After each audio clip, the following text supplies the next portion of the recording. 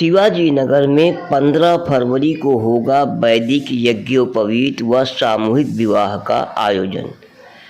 कान्यकुब्ज ब्राह्मण समाज का संस्कार पर्व, बटुकों का उपनयन और जोड़ों के विवाह एक ही मंच पर। संस्थापक पंडित रमाकांत शुक्ला के नेतृत्व में समाज का सबसे बड़ा वैदिक आयोजन 15 फरवरी को। नमस्कार, आप देख रहे हैं उपदेश टाइम्स न्यूज। मैं हूं के द्विवेदी। शिवाजी नगर में यज्ञोपवीत व सामूहिक विवाह का भव्य आयोजन 15 फरवरी को कान्यकुब्ज ब्राह्मण समाज उत्तर प्रदेश द्वारा शिवाजी नगर स्थित शिवाजी पार्क में किया जाएगा। संस्था के संस्थापक पंडित रमाकांत शुक्ला ने बताया कि कार्यक्रम किसी प्रकार का परिचय सम्मेलन नहीं है, बल्कि पूर्णतः वैदिक परंपरा से संपन्न होने वाला बटुकों का यज्ञोपवीत संस्कार और जोड़ों का सामूहिक विवाह समारोह है। कार्यक्रम का शुभारंभ सुबह 7 बजे वैदिक मंत्रों, देव पूजन और गुण बंधन के साथ होगा। इसके बाद 15 वर्ष तक आयु वाले बटुकों का उपनयन संस्कार, दंड, चोटी, यज्ञोपवीत संस्कार शास्त्रोक्त विधि से कराया जाएगा। दोपहर 11 से 1 बजे तक ब्रह्मभोज एवं बटुक सम्मान समारोह आयोजित होगा। पंडित रमाकांत शुक्ला ने बताया कि समाज में वैदिक संस्कृति के पुनर्जागरण और युवाओं में संस्कारों की जागृति हेतु आयोजन हर वर्ष किया जाता है। दोपहर 2 बजे विवाह कार्यक्रम विधिवत आरंभ होगा, जहां वर कन्या एवं अतिथियों का स्वागत किया जाएगा। 3 बजे वर यात्रा और 4 बजे समारोह आयोजित होगा। शाम 6 बजे गोत्रवाचन, तिलक, विवाह, सप्तपदी, आशीर्वाद, पारिवारिक वैदिक विधियां संपन्न होगी। रात 9 बजे सामूहिक विवाह की अंतिम विधियां शुरू होंगी और कार्यक्रम की विदाई के साथ कार्यक्रम संपन्न हो जाता है। आइए सुनते हैं संस्था के महामंत्री जी ने क्या कहा। नमस्कार, आप बने रहिए उपदेश टाइम्स न्यूज के साथ।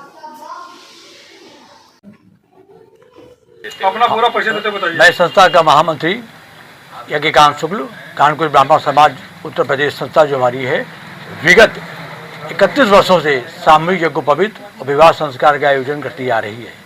इस बार ये हमारा 32वां आयोजन होने जा रहा है और प्रत्येक वर्ष लगभग हमारी 11 कन्याओं का लक्ष्य होता है और 51 बालकों का, बटकों का यज्ञोपवीत संस्कार का भी लक्ष्य लेकर चलते हैं। और ये विवाह हमारा जो होता है दहेज रहित, समाज में जो संदेश जाए कि दहेज प्रथा को बिल्कुल बंद होना चाहिए। तमाम घटनाएं दहेज को लेकर होती हैं और समाज को प्रेरणा मिले और लोग दहेज देना बंद करें। और इन कन्याओं को हम लोग उपहार स्वरूप काफ़ी सामान देते हैं। अलमारी, पलंग, गद्दा, तकिया, गैस चूल्हा, प्रेशर कुकर, सिलाई मशीन, ड्रेसिंग टेबल, इस तरीके से 50 के बर्तन, दरवाजे के बर्तन, मतलब एक कन्या को पर्याप्त गृहस्थी की शुरुआत करने के लिए हम सामान देते हैं। ये संस्था कितने वर्षों से कार्य कर रही है? 31 वर्ष पूरे हो गए। ये 32वां आयोजन हमारा होने जा रहा है। ये कहाँ पर? शिवाजी नगर हमारा जो क्षेत्र है, रंगोली के ठीक सामने, वहीं पर एक भवन भी है, गेस्ट हाउस है। उस भवन में हमारी कन्याएं ठहरती हैं, ऊपर वर ठहरते हैं। और जो पार्क है हमारा, वहाँ पर जयमाल की प्रक्रिया और हमारे शहर के गणमान्य सारे सांसद, विधायक, सबका आशीर्वाद मिलता है, चाहे कोई भी हो। हमारे यहाँ एक चीज़ और भी है, हमारी संस्था सब सनातन है। बात अलग है कि हम ब्राह्मणों का विवाह कराते हैं, लेकिन हमारे यहाँ सभी वर्ग के लोग आते हैं। विवाह ब्राह्मणों का, यज्ञोपवीत ब्राह्मणों का, लेकिन प्रबुद्ध वर्ग सम्मेलन जो है, सम्मान समारोह, उसमें सभी वर्ग के लोग हमारे यहाँ आते हैं, चाहे किसी कास्ट का हो। हमने कभी किसी की उपेक्षा नहीं करी और सबके यहाँ हम भी जाते हैं। विद्वत